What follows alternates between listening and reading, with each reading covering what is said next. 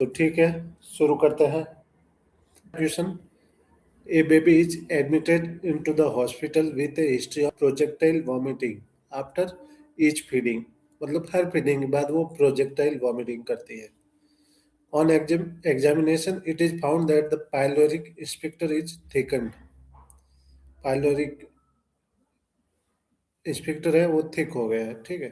Does not open readily because of the baby's loss of gastric juice is probably indicated. Pyloric stenosis है, projectile vomiting हो रही है, तो हमें blood में क्या देखने को मिलेगा? ए ऑप्शन है एसिडोसिस, बी है एल्केलोसिस, सी है एक्सेसिव प्रोटीन यूरिया, डी है ल्यूकोसाइटोसिस। बताइए।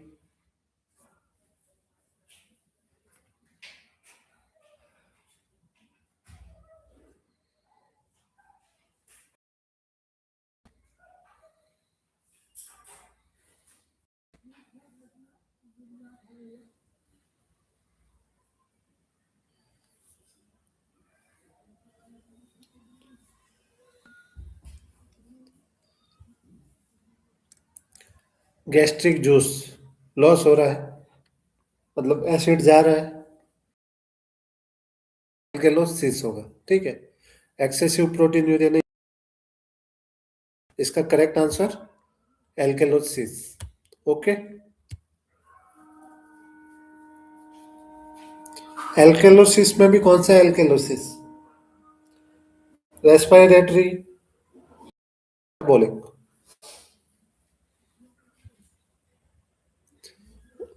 ओके, मेटाबॉलिक एल्केलोसिस, ठीक है। सही answer alkalosis. Next question. Nursing action to reduce physiological jaundice in a neonate is. एक न्यूनेट है, उसमें फिजियोलॉजिकल जॉन्डिस हो गया है, तो उसको कम करने के लिए, रेड्यूस करने के लिए नर्सिंग एक्शन क्या होगा? First option, place the child in bili blanket, B है गिव आईवी फ्लूइड्स, सी है start single surface phototherapy, D है स्टार्ट डबल सरफेस फोटोथेरेपी। बताओ।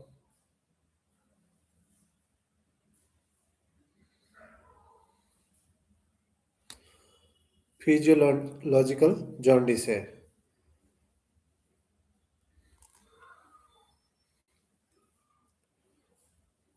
Place in the bili blanket.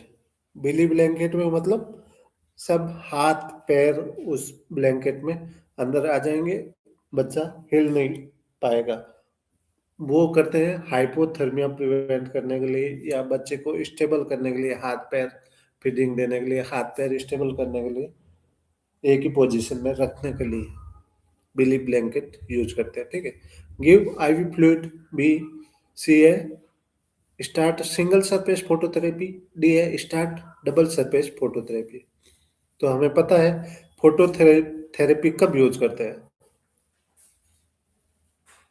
Phototherapy only pathological jaundice में use करते हैं, ना कि physiological, ठीक है। फिजियोलॉजिकल जॉन्डिस में एक ही एक्शन रहेगा, गिव आईवी फ्लूइड, ठीक है। गिव आईवी फ्लूइड, हमें भरपूर आईवी फ्लूइड देना है। इसका आंसर, करेक्ट आंसर बी होगा। फिजियोलॉजिकल जॉन्डिस कब होता है, पैथोलॉजिकल कब होता है? एक 24 घंटे के अंदर होता है, एक 24 घंटे के बाद होता है। जन्म के 24 घंटे के अंदर अंदर होता है, उसे पैथोलॉजिकल जॉन्डिस बोलते हैं। और जो 24 घंटे के बाद दिखाई देता है, उसे फिजियोलॉजिकल जॉन्डिस कहते हैं। फिजियोलॉजिकल जॉन्डिस इंडिकेशन होता है कि बच्चा एनवायरनमेंट से रिएक्ट कर रहा है, उस वजह से उसमें अडेप्ट एनवायरनमेंट को अडेप्ट करने की कोशिश कर रहा है, तो उससे उसमें फिजियोलॉजिकल चेंजेस आते हैं, जॉन्डिस फिजियोलॉजिकल जॉन्डिस दिखता है, ठीक है। तो इसका राइट आंसर है फिजियोलॉजिकल जॉन्डिस में एक ही priority, give IV fluids. Okay, next. B is the right answer. Next question है, a nurse should withhold a scheduled dose of digoxin when apical pulse of a 5-year-old child falls below। मतलब एक nurse है, वो सोच रही है कि मैं विथ होल्ड कर दूं, मतलब डिजॉक्सिन की डोज है वो रोक दूं, जब एपाइकल पल्स उसकी 5 साल के बच्चे में कितनी होगी कि उसको डोज रोकनी पड़ेगी। बताओ। ए है 60 बीट्स पर मिनट, बी है 70 बीट्स पर मिनट, सी है 90, डी है 100 बीट्स पर मिनट। बोलो बोलो।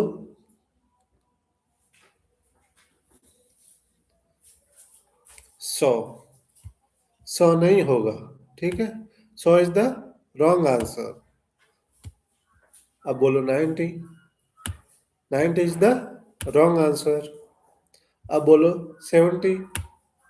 Yes, 70 is the correct answer. सही आंसर 70 होगा, 60 गलत है। क्यों? क्योंकि यहाँ पूछा है 5 ईयर ओल्ड चाइल्ड, ठीक है। ये देखो, दिख रहा है 5 ईयर ओल्ड चाइल्ड, दिख रहा है। 5 साल के बच्चे में पूछा है, तो 5 साल के बच्चे में 70 से कम होगी धड़कन, 70 बीट से पर मिनट कम होगी एपाइकल पल्स, तो उसमें डिजॉक्सिन की डोज को विथ होल्ड करते हैं, रोक देते हैं। अब बोलोगे 60 क्यों नहीं है? 60 होती है एडल्ट के लिए, ठीक है। एडल्ट में अगर 60 से कम है हार्ट रेट, तो उसमें विथ होल्ड करते हैं, 60 से कम एडल्ट में। अगर बच्चों में देखना है 5 साल तक के बच्चों में, तो 70 बीट्स पर मिनट से कम। ओके, सही answer B. Next, when palpating an hypertrophic pyloric stenosis infant, मतलब एक बच्चे का एब्डोमेन है, हम पाल्पेट कर रहे हैं, जिसमें ट्रॉपिक पाइलोरिक स्टेनोसिस है इन्फेंट में, तो नर्स उसमें क्या फाइंडिंग्स देखेगी? ए है डिस्टेंडेंट कोलोन, बी है mark tenderness around the abdomen, C है an olive size mass in right upper quadrant, D है rhythmic peristaltic waves in the lower abdomen। बताओ। A B C D.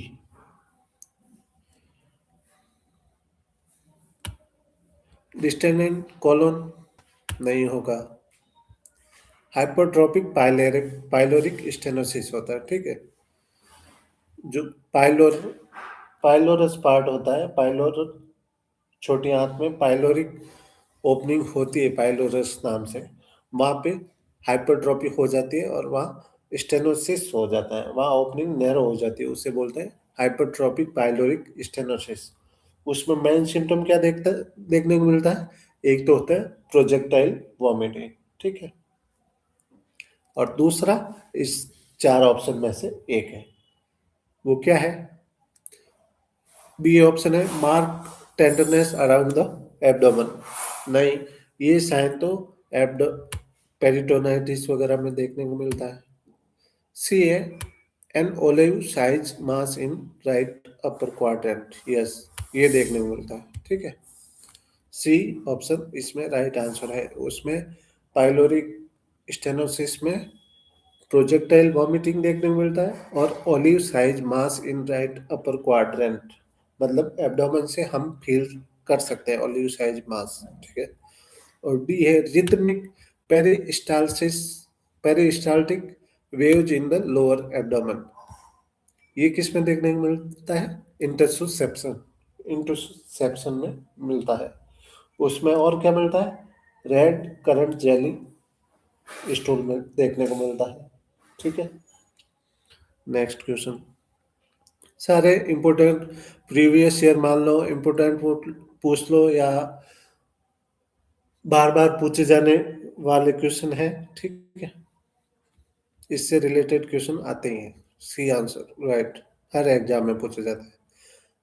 Next question, A 6 month old boy present with sudden episode of crying at night. मतलब एक 6 महीने का बच्चा है जो रात को अचानक रोते हुए उठ गया, आधी रात में एकदम रोने लगा है उठकर। 6 मंथ का बच्चा है, followed by passing of red colour stool.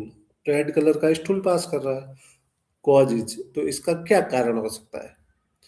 A option intussusception, B a Meckel's diverticulum, C a enterocolitis, D a volvulus. बताओ।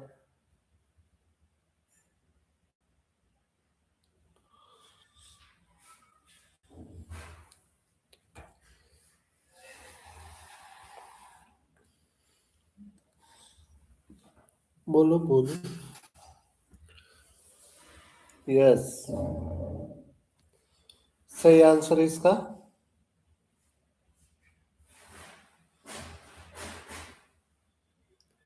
वल्वुलस नहीं होगा। वल्वुलस नहीं है, एंटेरोकोलाइटिस नहीं है। दो ऑप्शन बचे हैं, इनमें से intussusception is the correct answer. Meckel's diverticulum नहीं है, तो इंटरसुसेप्शन सही। अभी पिछले क्वेश्चन में बताया, रेड करंट जेली स्टूल आता है इंटरसुसेप्शन में, और पेरिस्टाल्टिक मूवमेंट विजिबल होते हैं।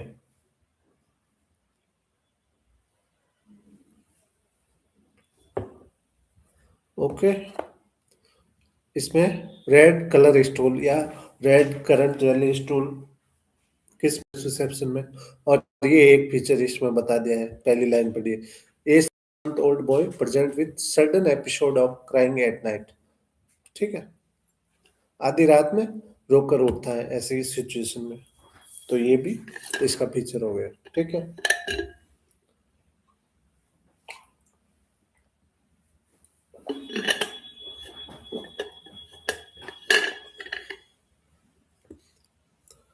Next question.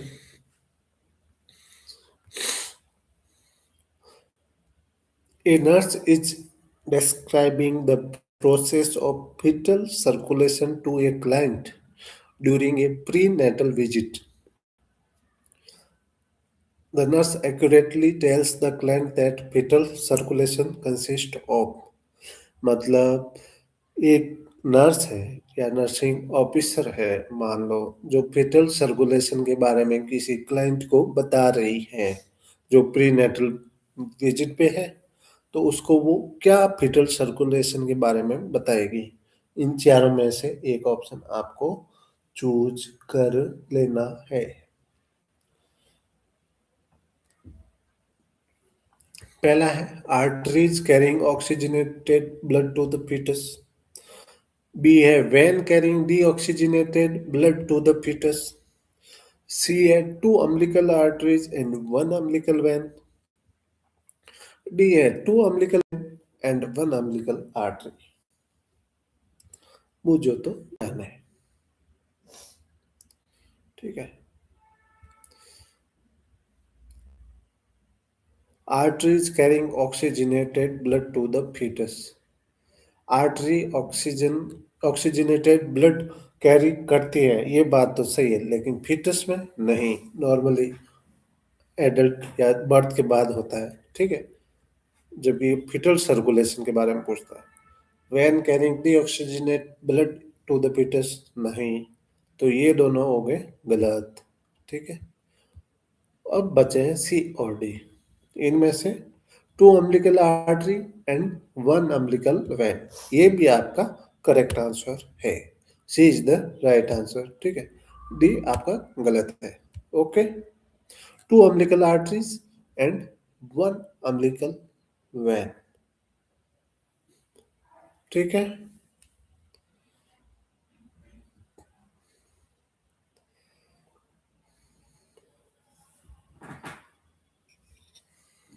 C is the right answer. Okay, correct answer. Next देखिए, बताओ।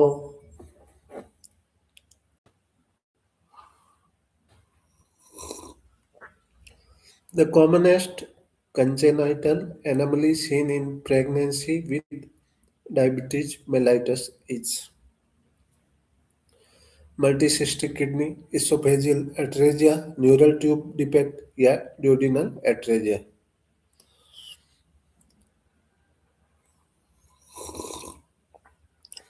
बताओ।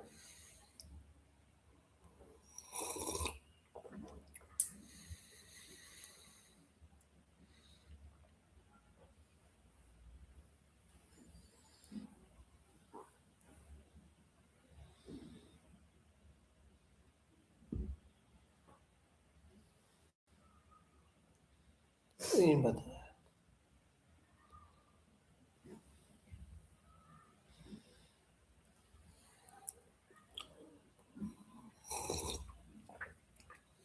इसका सही answer C. C is the right answer. Okay. A B और डी नहीं होगा। Neural tube defect diabetes mellitus mother में कॉमन होता है। Okay. Next, C is the right answer. The first sign of puberty in girls is breast budding, peak height velocity, menarche, pubic and axillary hair growth।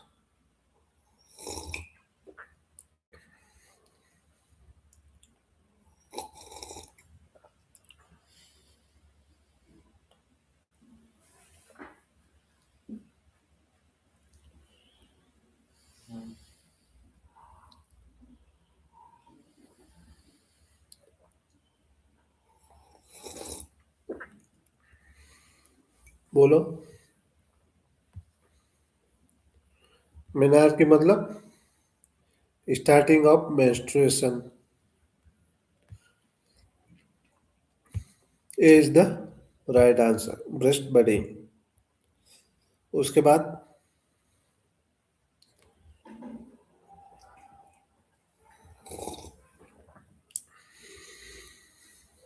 Okay. उसके बाद next question. Yes, ये आराम से देखो, answer बताओ। Cardinal movements of labours are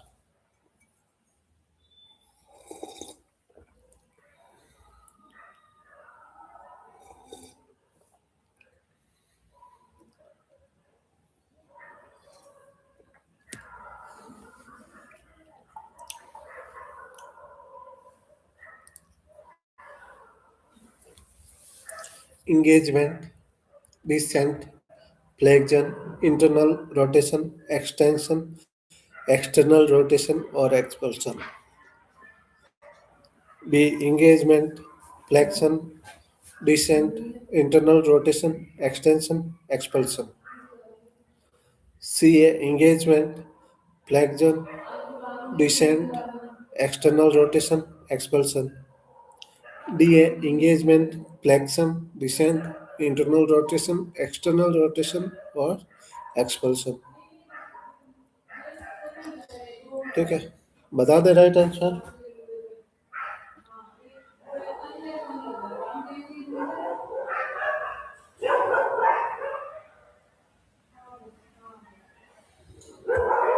चलो direct बता दें, बाकी गलत है। A is the right answer. पहले होगा इंगेजमेंट। इंगेजमेंट मतलब बच्चे का सिर स्टील स्पैन तक आ जाना। ओके। पेल्विक फ्लोर में एंटर कर जाना, उसे इंगेजमेंट बोलते हैं। पेल्विक फ्लोर में इंगेज करना, उसे इंगेजमेंट बोलते हैं। ठीक है। डिसेंट, बच्चा नीचे की तरफ खिसक रहा है, उसके बाद पेल्विक के अंदर, तो उसे डिसेंट बोलते हैं। फ्लेक्जन, फ्लेक्जन मतलब थोड़ी ऊपर। ओके। इंटरनल रोटेशन मतलब डिसेंट हम स्टिल स्पेन से हम मार्क करते हैं डिसेंट कितना हुआ, ठीक है, प्लस माइनस +1 +2 0 या -1 -2। इंटरनल रोटेशन सर का अंदर की तरफ इंटरनल रोटेशन होता है, ठीक है, डिलीवरी होने से पहले सर बाहर एक्सपोर्ट होने से पहले उसका इंटरनल रोटेशन होता है। उसके बाद सर बाहर निकलते हुए एक्सटेंड करता है, एक्सटेंशन बोलते हैं उसको। फिर एक्सटर्नल रोटेशन होगा, उसके बाद शोल्डर डिलीवरी होगा, उसके बाद एक्सपल्शन हो जाएगा। ओके, ये थे कार्डिनल मूवमेंट ऑफ लेबर सार: engagement, descent, flexion, internal rotation, extension, external rotation और expulsion. Okay, next.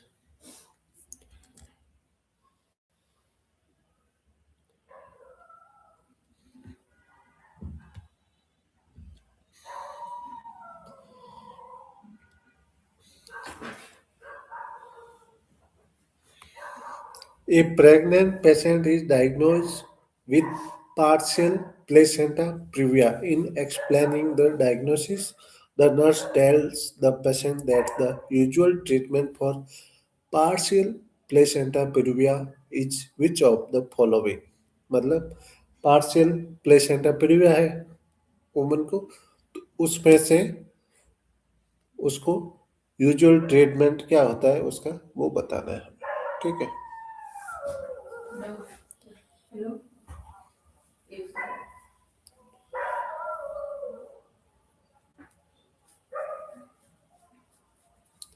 Partial placenta previa.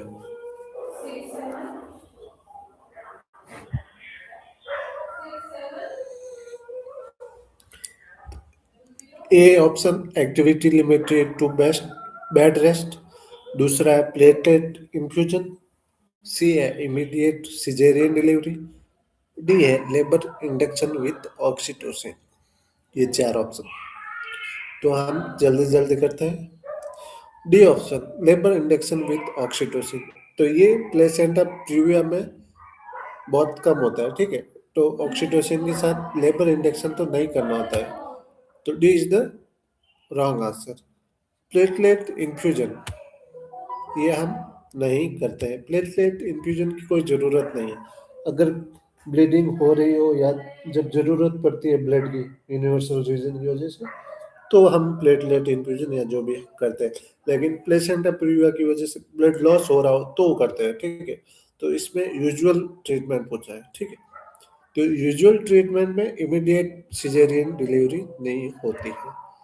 अगर लेबर स्टार्ट होने वाला होता है और उसमें वेजाइनल पार्शियल प्लेसेंटा प्रीविया है, पार्शियल पार्शियल प्लेसेंटा प्रीविया में भी नॉर्मल वेजाइनल डिलीवरी होने के चांसेस रहते हैं।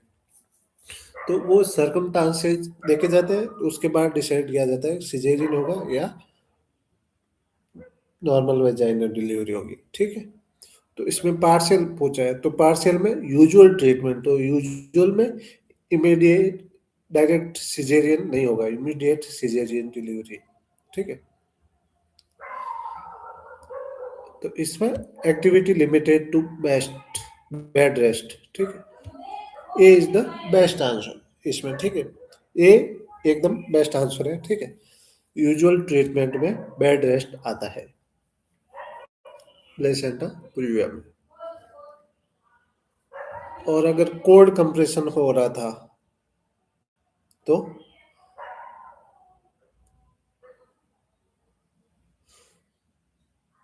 या कोड पहले आ गई हो तो उसमें हम नी चेस्ट पोजीशन देते हैं, ठीक है, नी चेस्ट पोजीशन, ताकि कोड से उस बच्चे का भार दूर हट जाए और कोड कंप्रेस ना हो, फिटल सर्कुलेशन चलता रहे, ठीक है। Activity limited to bed rest.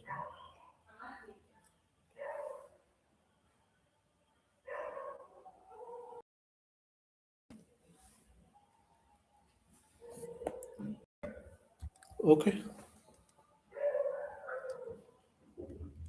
nerve which conveys special sensory information related to smell is special sensory information related to smell carry करती है। ठीक है, जो स्मेल को सेंस करवाती है वो नर्व इनमें से कौन सी है? ओक्यूलोमोटर, ऑप्टिक, ऑल्फैक्टरी, ट्रोक्लियर।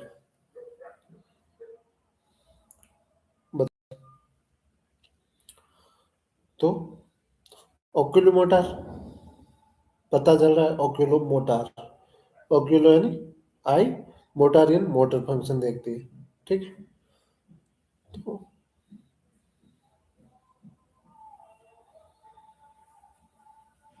ओक्यूलोमोटर, तो ए इज द रॉन्ग आंसर, ए नहीं होगा। बी ऑप्टिक नर्व, ये भी ऑप्टिक, आई, आई से रिलेटेड है। Olfactory, yes, olfactory is the right answer. ये स्मेल को सेंस करवाती है। ठीक है, ट्रॉक्लियर नहीं करवाती है। तो C is the right answer. Olfactory nerve है, वो स्मेल को सेंस करवाती है। क्रेनियल नर्व कौन सी है? कौन कौन सी है बताओ?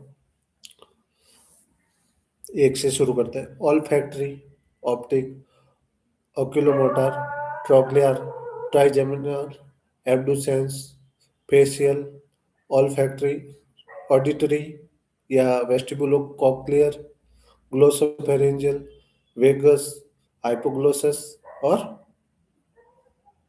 accessory।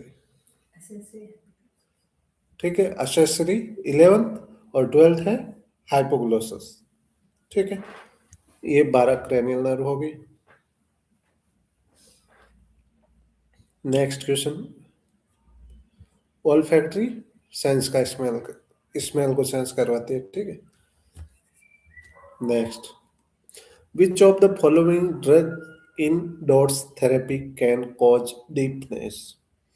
डीपनेस कौन सी थेरेपी, कौन सी ड्रग करवाती है डॉट्स थेरेपी में से? इथेम्ब्यूटोल, आइसोनियाजाइड, रिफाम्पिसिन, स्ट्रेप्टोमाइसिन। ठीक है,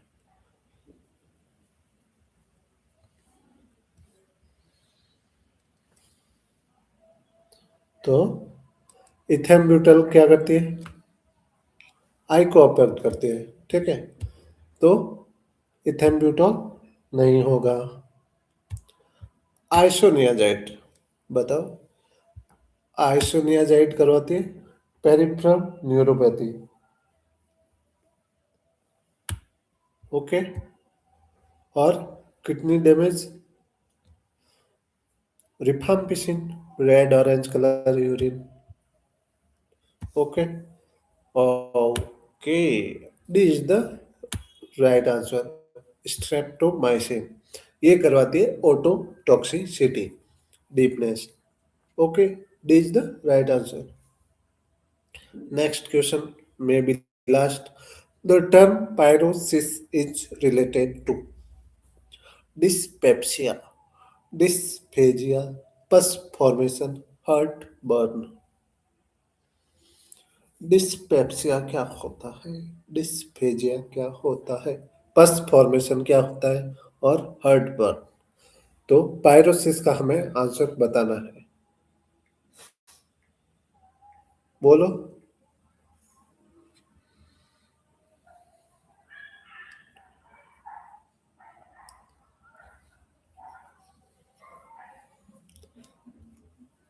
dyspepsia, indigestion.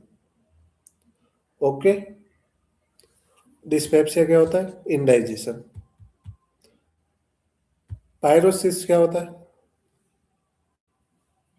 Dyspepsia, dysphasia, pus formation या heartburn.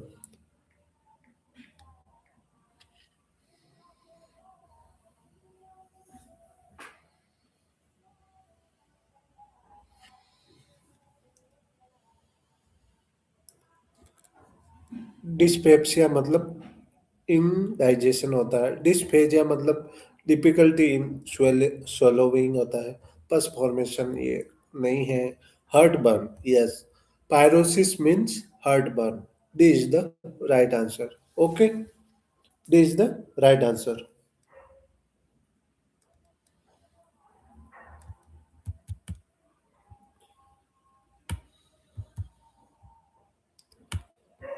D right answer.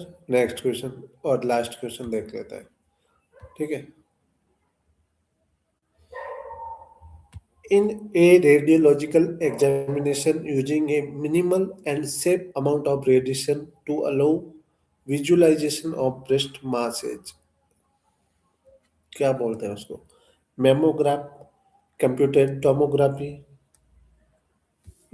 Scan या मतलब सीटी स्कैन, एंजियोग्राम या लिम्फ एंजियोग्राम. बोले ये लो. B is the wrong answer. Angiogram नहीं. गलत. लिम्फ एंजियोग्राम नहीं. Yes. A is the right answer. Mammogram. Mammogram is the right answer. Mammogram is a radiological examination using a minimal and same safe amount of radiation visualization of breast mass. ठीक है. आज के लिए हम पढ़ते हैं इतना ही. ओके. नेक्स्ट देखते हैं अगले क्लास में. Thank you so much.